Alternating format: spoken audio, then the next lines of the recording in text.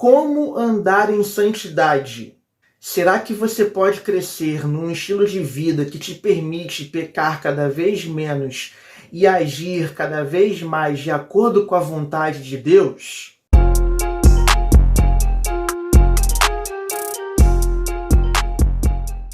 Fala, gente amada!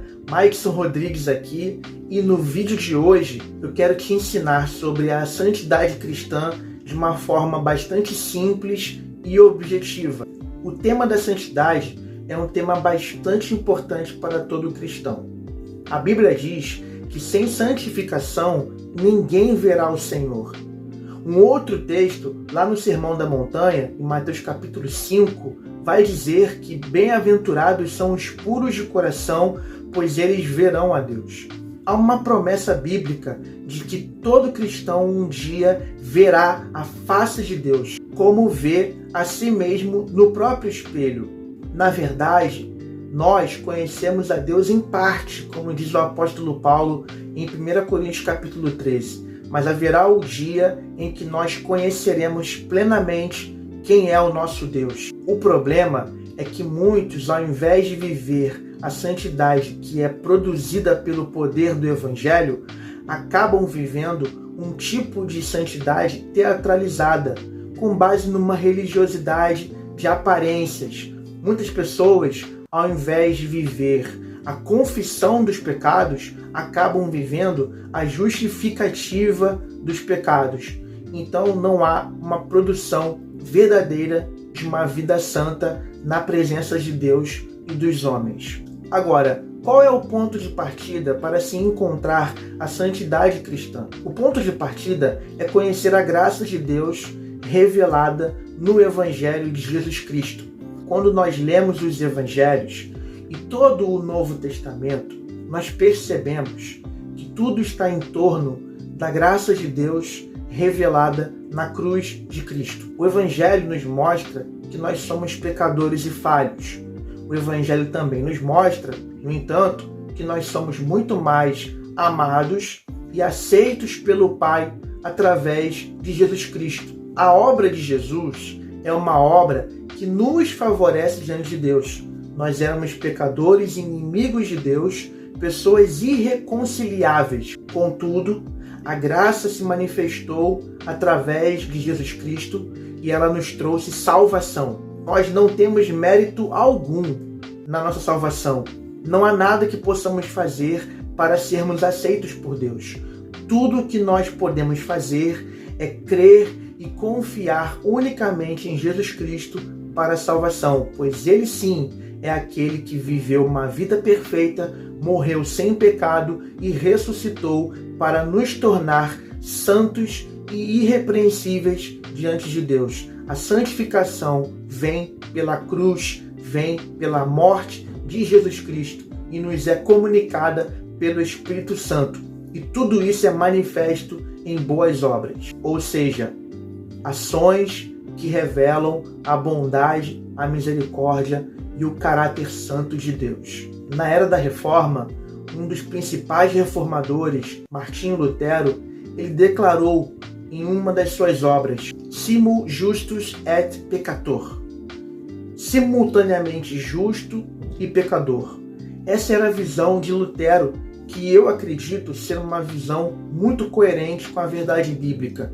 Em Cristo Jesus, nós não deixamos de ser pecadores, continuamos ainda suscetíveis ao engano e à prática do pecado. Entretanto, a obra de Jesus em nós, pelo Espírito Santo, ela nos torna justos, pessoas, portanto, livres para obedecer a Deus com alegria e gratidão. Há em nós tanto a potencialidade para a santidade, a obediência a Deus, quanto para a incredulidade e a desobediência a Deus. Nós podemos viver de maneira pura e santa, porque temos o Espírito Santo, mas ainda que tenhamos o Espírito, se não perseverarmos na doutrina, na obediência do Evangelho, nós poderemos fracassar na caminhada de fé e de santidade. Então, vale considerar que tanto eu quanto você, quando cremos no Evangelho de Jesus Cristo, nós continuamos pecadores, porém agora nós também somos justos diante de Deus. Ele nos declarou justos quando Cristo declarou na cruz: está consumado. Essa palavra grega é tetelestai, que significa está pago. O preço do nosso resgate, da libertação do pecado, o preço da nossa justificação diante de Deus foi pago na cruz do Calvário por Jesus Cristo. E isso não depende de nenhum mérito, de nenhuma ação de obediência da nossa parte. Nada que façamos de bom sem a fé em Jesus tem valor diante de Deus. Então a fonte da santidade é a cruz de Cristo. E porque Cristo morreu, nós passamos a receber as bênçãos do Evangelho. E quais são elas? A eleição. Em Cristo fomos eleitos, fomos escolhidos por Deus para sermos filhos amados. Nós podemos ver também que a morte de Cristo nos trouxe reconciliação com Deus. Éramos inimigos de Deus, como diz Romanos capítulo 5. Mas agora nós somos amigos, filhos. Nós temos o direito à herança. Somos herdeiros de Deus, co-herdeiros com Cristo, como o apóstolo Paulo vai declarar um pouco mais adiante na carta aos Romanos, no capítulo 8. Essa mesma obra redentora nos trouxe justificação. Deus nos declara justos com base na obra de Jesus Cristo, porque Ele morreu sem pecado por nós e nós abraçamos essa realidade pela fé. Nós somos declarados justos no tribunal de Deus e a justiça de Cristo, ela é colocada sobre nós de modo gratuito. Essa mesma morte nos trouxe o direito à adoção de filhos. Agora nós temos em nós o Espírito Santo que clama: Abba, Pai, Paizinho, Papai. Nós temos o mesmo direito à filiação divina como Cristo tem. E mais um benefício da morte de Cristo em nosso favor: a santificação. Porque temos agora a presença do Espírito Santo, podemos crescer na semelhança com Cristo, que é a santificação. O grande projeto de um cristão nessa vida é se tornar cada vez mais semelhante a Cristo. Nessa caminhada, o Espírito Santo trabalha em nós e através de nós. A obra da justificação é uma obra exclusiva de Deus, mas a obra de santificação é uma obra de sinergia. É o Espírito de Deus em comunhão conosco, com a nossa participação. Ele vai trabalhando dentro de nós e nós vamos crescendo em santidade. Então nós temos alguma responsabilidade sim nesse processo de santificação. E talvez a chave de ouro desse conjunto de bênçãos que a morte de Cristo nos trouxe é a glorificação. Por causa da morte e ressurreição de Jesus, nós que cremos nele temos a promessa da vida eterna. E é uma promessa que vai se cumprir na vida de todo cristão verdadeiro. Então, como que nós andamos em santidade? É muito básico, é muito simples. Nós precisamos basicamente de comunhão com Deus, pela palavra de Deus e pela oração. Nós precisamos ter vida com Deus. Nós precisamos buscar a Deus todos os dias, nas Escrituras e na oração. Precisamos orar. O cristão, ele é a medida da sua vida de oração. O cristão, ele cresce quando ele estuda, quando ele lê, quando ele medita nas Escrituras, quando ele é um estudante da palavra de Deus, quando ele é uma pessoa comprometida em praticar a palavra de Deus e ensinar a palavra de Deus a outras pessoas, quando ele vive o discipulado, quando ele evangeliza outros por meio da palavra de Deus.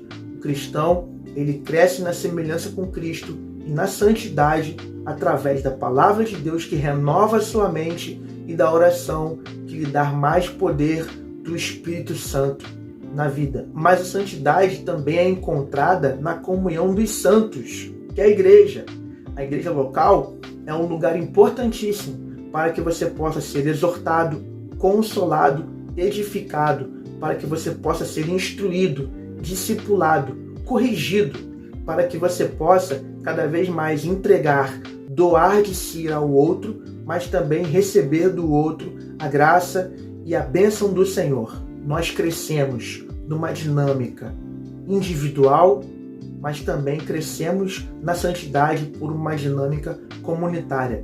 Você não pode abrir mão da congregação. E eu encerro esse vídeo citando uma frase do pastor Kevin DeYoung no seu livro A Brecha em Nossa Santidade, publicado pela editora Fiel. Não importa o que você professe, se você mostra desprezo por Cristo, entregando-se ao pecado, impenitente e habitualmente, o céu não é o seu lar. Se você gostou do vídeo, clica em gostei aqui embaixo, se inscreva no canal e comente aqui embaixo sobre os seus desafios na busca pela santidade. É isso, muito obrigado por ter assistido até aqui e até o próximo vídeo. Fique na paz do Senhor Jesus.